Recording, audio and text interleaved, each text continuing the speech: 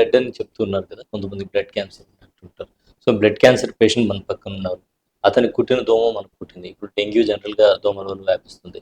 ఇలా క్యాన్సర్ కూడా వ్యాపించే అవకాశం ఉందా? దోమల ద్వారా క్యాన్సర్ వ్యాపించే అవకాశం ఉందా? సో ఇది చాలా మంచి ప్రశ్న. సో బ్లడ్ క్యాన్సర్ అంటే బ్లడ్‌లో క్యాన్సర్ కణాలు ఉన్నాయి అని అర్థం. సో ఒకప్పుడు బ్లడ్ క్యాన్సర్ పేషెంట్ అని తెలియకుండా కొంతమందికి ఏంటంటే చాలా కాలం క్రితం, ఇప్పుడు కాదు. సో తెలియకుండా ఆ పేషెంట్ బ్లడ్ వేరే హెల్దీ పేషెంట్‌కి ఎక్కించడం జరిగింది. అలా ఎక్కించినంత మాత్రాన ఆ ఎక్కించిన పేషెంట్‌కి బ్లడ్ క్యాన్సర్ రాలేదు. సో బ్లడ్ క్యాన్సర్ అనేది బ్లడ్ అనేది ఎముకల్లో నుంచి తయారవుతుంది, బోన్ మ్యారోలో. సో ఆ బోన్ మ్యారోలో ప్రాబ్లం ఉంటేనే బ్లడ్ క్యాన్సర్ వస్తుంది. సో బ్లడ్ క్యాన్సర్ కణాలు మనకి ఎక్కించినా, మనకి దోమకాటు వల్ల వెళ్ళినా కూడా మన బాడీలో ఇమ్యూన్ సిస్టమ్ స్ట్రాంగ్గా ఉంటే ఆ క్యాన్సర్ కణాలు తలెత్తిన వాటిని డిస్ట్రాయ్ చేసి ఇమ్యూన్ సిస్టమ్ దాన్ని క్లియర్ చేసుకుంటుంది. సో క్యాన్సర్ తలెత్తడానికి ప్రాబ్లము ఉండాలి, అలాగే శరీరంలో ఇమ్యూన్ సిస్టమ్ దాన్ని డిటెక్ట్ చేయలేని పరిస్థితి లెవెల్లో ఉండాలి. అప్పుడే ఆ బ్లడ్ క్యాన్సర్ అనేది ఫుల్ ఫ్లెడ్జ్డ్గా స్ప్రెడ్ అయ్యి మనకి ప్రమాదకరంగా తయారవుతుంది. మన ఇమ్యూన్ సిస్టమ్ స్ట్రాంగ్గా ఉంటే క్యాన్సర్ కణాలుగా తలెత్తినా కూడా ఆ క్యాన్సర్ కణాలని క్లియర్ చేసుకునే శక్తి ఇమ్యూన్ సిస్టమ్కి ఉంటుంది. కానీ మన మన డైలీ లైఫ్ యాక్టివిటీస్ వల్ల మన ఇమ్యూన్ సిస్టమ్ అనేది వీక్ అయిపోవడం మూలంగా తరచుగా చాలా మందికి క్యాన్సర్స్ అటాక్ అవ్వడం అనేది జరుగుతూ ఉంది. డాక్టర్ గారు, ఈ క్యాన్సర్ ఉండేవాళ్ళు చక్కెర తినకూడదు, చక్కెర తింటే క్యాన్సర్ పెరుగుతుంది అంటారు. నిజమేనా? ఎందుకంటే మనం అపోహలు, వాస్తవాల గురించి మాట్లాడుతున్నాం కాబట్టి, సో ప్రజల్లో ఉండేటువంటి సందేహాలను మీ ముందుకు తీసుకొస్తున్నాం. ఇది చాలా మంచి ప్రశ్న. సో క్యాన్సర్ అనే కాదు, ప్రతి కణానికి మనకి గ్లూకోజ్ అనేది అవసరం. ఎందుకంటే దాని మనుగడకి ఏ యాక్టివిటీ చేపట్టాలన్నా సెల్ యాక్టివిటీస్లో గ్లూకోజ్ అనేది చాలా ముఖ్యం. సో మనకి ఎటొచ్చి క్యాన్సర్ అనేది, ఆ క్యాన్సర్ కణాలు అనేవి మామూలు హెల్దీ సెల్ కంటే ఎక్కువ గ్లూకోజ్ తీసుకొని ఎక్కువ యాక్టివిటీ చేసుకునేదానికి చూస్తూ ఉంటుంది. సో మనకి బ్లడ్లో ఉన్న గ్లూకోజ్ని అది ఎక్కువ అబ్జర్వ్ చేసుకుని అది ఎక్కువ గ్రోత్ అవ్వడానికి ట్రై చేస్తూ ఉంటుంది.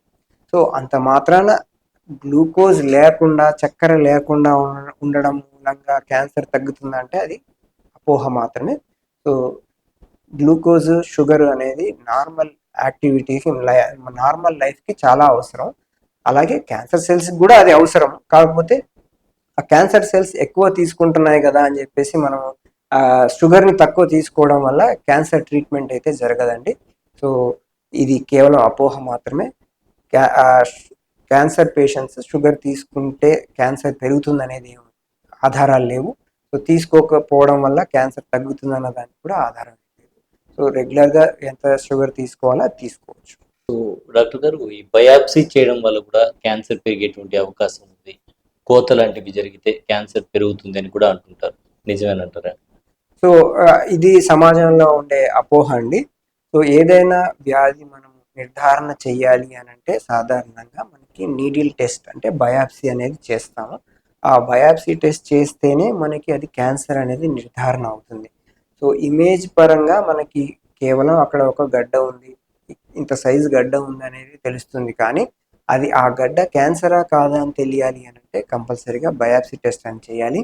కానీ ఒకప్పుడు ఆ క్యాన్సర్కి నీడిల్ పెట్టినా, క్యాన్సర్కి కత్తి తగిలినా అది విపరీతంగా స్ప్రెడ్ అవుతుంది అనే ఇన్ఫర్మేషన్ సమాజంలో ఉండింది. కానీ తర్వాత మనకి క్లినికల్ ట్రయల్స్లో తేలింది ఏంటి అని అంటే అలాంటి లక్షణాలు ఏమీ ఉండదు. సో బయాప్సీ చేసిన తర్వాత కూడా మనం ట్రీట్మెంట్ చేసుకుని క్యూర్ చేసిన పేషెంట్స్ చాలామంది ఉన్నారు. సో కొన్ని క్యాన్సర్స్కి కంపల్సరీగా సర్జరీయే చేయాలి, సర్జరీ చేయకుండా క్యూర్ చేయలేని పరిస్థితి చాలా క్యాన్సర్స్కి ఉంది. సో ఇది కేవలం అపోహ మాత్రమే. వాస్తవంలో క్యాన్సర్కి నయం చేయాలి అని అంటే surgery plays a major role. Right doctor గారు, మరొక అపోహ ఏంటంటే 5G ఫోన్స్ వాడకం వల్ల రేడియేషన్ పెరిగి క్యాన్సర్ వస్తుందని భారీగా ప్రచారం కూడా జరిగింది, మీకు తెలిసి ఉంటుంది. సో 5G ఫోన్స్ వాడకం వల్ల ఏమన్నా క్యాన్సర్ వచ్చేటువంటి అవకాశం ఉందా? సో ఈ రేడియో తరంగాలు, ఈ 5G వేవ్స్ అనేవి వాటి ఫ్రీక్వెన్సీ లెవెల్స్ అనేవి చాలా లోగా ఉంటాయి. సో దానివల్ల మనకి ఈ క్యాన్సర్ రావడానికి కారణం మెయిన్ ఏంటంటే జెనెటిక్ డ్యామేజ్ జరగాలి.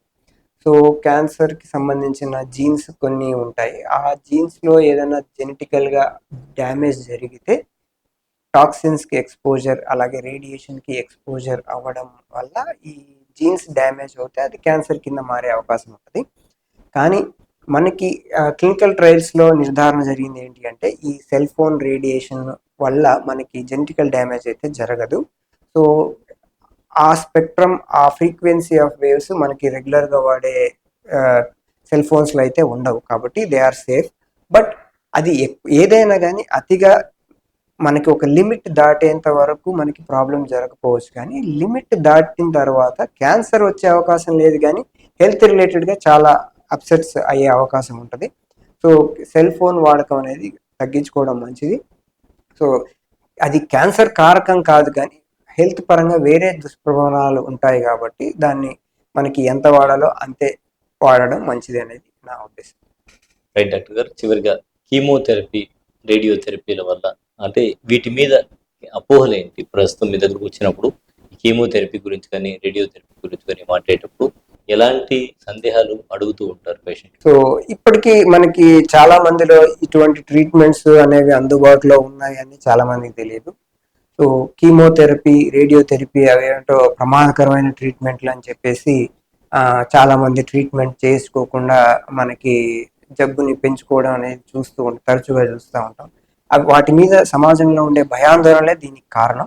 సో కీమోథెరపీ అంటే అది చాలా ఇబ్బందికరంగా ఉంటుంది, బాధాకరంగా ఉంటుంది అని చెప్పేసి అనుకుంటా ఉంటారు. కానీ సింపుల్గా సెలైన్లో కలిపి నరానికి ఎక్కించే ట్రీట్మెంట్ కీమోథెరపీ. సో మనకి ఉదయం వచ్చేసి మధ్యాహ్నానికి కంప్లీట్ చేసుకునే పరిస్థితులు కూడా ఇప్పుడు అందుబాటులో ఉన్నాయి. ఇప్పుడు ఇంకా సేఫ్ ట్రీట్మెంట్స్ అంటే సైడ్ ఎఫెక్ట్ లేకుండా ఉండే ట్రీట్మెంట్స్ కూడా అందుబాటులో ఉన్నాయి, టార్గెట్ థెరపీస్, ఇమ్యూనోథెరపీస్ అనేవి. సో వీటిలో కీమోథెరపీ లాగా జుట్టు ఊడిపోవటం కానీ, వాంతులు రావటం, ఇట్లా ఇబ్బందికరంగా బాగా పెయిన్ఫుల్గా ఉంటుంది అన్నట్టుగా అనుకునేవాళ్ళు. కానీ ఇప్పుడు అటువంటి ఏమి సిమ్టమ్స్ లేకుండా చేసుకునే ట్రీట్మెంట్స్ కూడా మనకి అందుబాటులో ఉన్నాయి. అలాగే రేడియేషన్ విషయానికి వస్తే, రేడియేషన్ అంటే ఇదేదో కరెంట్ ట్రీట్మెంట్ అంటున్నారు, కరెంట్ షాక్ ట్రీట్మెంట్, మానసిక వైద్య రోగులకు చేసినట్టుగా కరెంట్ ట్రీట్మెంట్ లాంటివి చేస్తారనే అపోహలతో ఈ రేడియేషన్ సేఫ్ ట్రీట్మెంట్ని కూడా చేసుకోకుండా చాలా మంది డిస్కంటిన్యూ చేయడం జరుగుతూ ఉంది. ఇది కేవలం అపోహ మాత్రమే. సో రేడియేషన్ ట్రీట్మెంట్ అనేది it's just like x-ray treatment చేసుకున్నట్టు. సో ఎక్స్రే ఫోటో తీసినప్పుడు మనకి చీమ కుట్టినట్టు కూడా ఏం తేడా తెలియదు.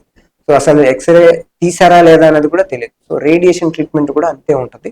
సో రేడియేషన్ ట్రీట్మెంట్లో మనకి ఎక్స్రే ట్రీట్మెంటే జరుగుతూ ఉంటుంది కాబట్టి పేషెంట్కి ఎటువంటి సైడ్ ఎఫెక్ట్ లేకుండా కూడా మనకి క్యాన్సర్ ట్రీట్మెంట్లు అనేవి చేసుకోవచ్చు. ఇటువంటి ట్రీట్మెంట్స్ అన్నీ మనకి ఇక్కడ నెల్లూరులో అందుబాటులో ఉన్నాయన్న విషయం కూడా చాలా మందికి తెలియదు.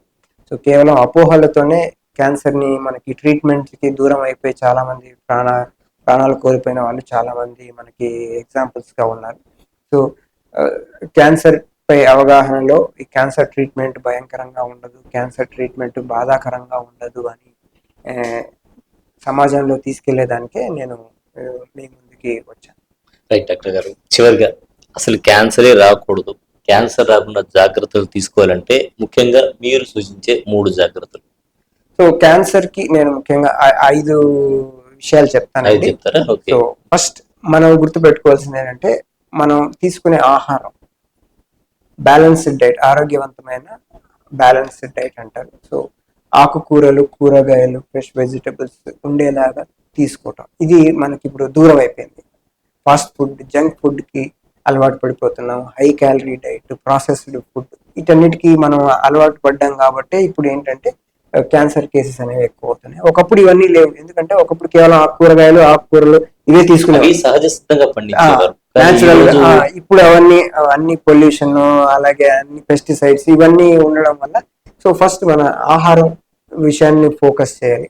సో బ్యాలెన్స్డ్ డైట్ తీసుకోవటం. 2, ఫిజికల్ యాక్టివిటీ. మనకి ఇప్పుడు ఉన్న స్ట్రెస్ వరల్డ్ లో ఫిజికల్ యాక్టివ్ అనేది లేదు. ప్రతి దానికి సింప్లిఫైడ్ వర్షన్స్ వచ్చేసాయి, సింపుల్ గా బటన్ నొక్కితే అన్ని జరిగిపోతున్నాయి. సో ఫిజికల్ గా యాక్టివ్ గా ఉండట్లేదు. సో ఫిజికల్ గా యాక్టివ్ ఉండకపోవడం మూలంగా ఒబెసిటీ వచ్చేస్తుంది. ఒబెసిటీ వల్ల ఇమ్యూన్ లెవెల్స్ తగ్గిపోతూ ఉంటాయి. సో ఇలా చాలా కారణాల చేత మనకి క్యాన్సర్ అనేది రావడం. సో ఫిజికల్ గా యాక్టివ్ గా ఉండడానికి వారంలో 5 రోజులన్నా at least 30 minutes walking compulsory. So ఈ 2 విషయాలు తీసుకున్న తర్వాత మూడవది చెడు అలవాట్లకు దూరంగా ఉండడం. సో స్మోకింగ్, ఆల్కహాల్కి దూరంగా ఉండడం. సో ఈ 3 అందరూ చేయగలిగినవే, కానీ ఇది చేయడానికి చాలా కష్టం అని చెప్తా ఉంటారు. సో మన ఆరోగ్యం మన చేతిలోనే ఉంది. సో ఈ 3 చేసిన తర్వాత నెక్స్ట్ స్టెప్ ముఖ్యంగా గుర్తుపెట్టుకోవాల్సింది 40 సంవత్సరాలు దాటిన మహిళలు, మగవాళ్ళు ఎవరైనా కానీ క్యాన్సర్కి ముందస్తు పరీక్షలు అంటే స్క్రీనింగ్ టెస్ట్లు అని అంటారు. సో ఇది క్యాన్సర్ లక్షణాలు ఏమీ లేకపోయినా కూడా మనకి క్యాన్సర్ లక్షణాలు భవిష్యత్తులో వచ్చే అవకాశం ఉందా లేదా అనే స్క్రీనింగ్ టెస్ట్లు అనేవి అందుబాటులో ఉంటాయి.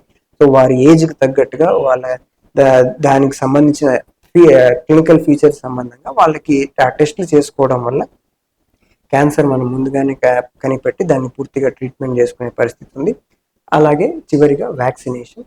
So cancer vaccines, cervical HPV vaccine, అలాగే హెపటైటిస్ బి వ్యాక్సిన్ చేసుకోవడం వల్ల మనం మన ఆరోగ్యాన్ని కాపాడుకొని క్యాన్సర్ రాకుండా మనల్ని మనం కాపాడుకోవచ్చు.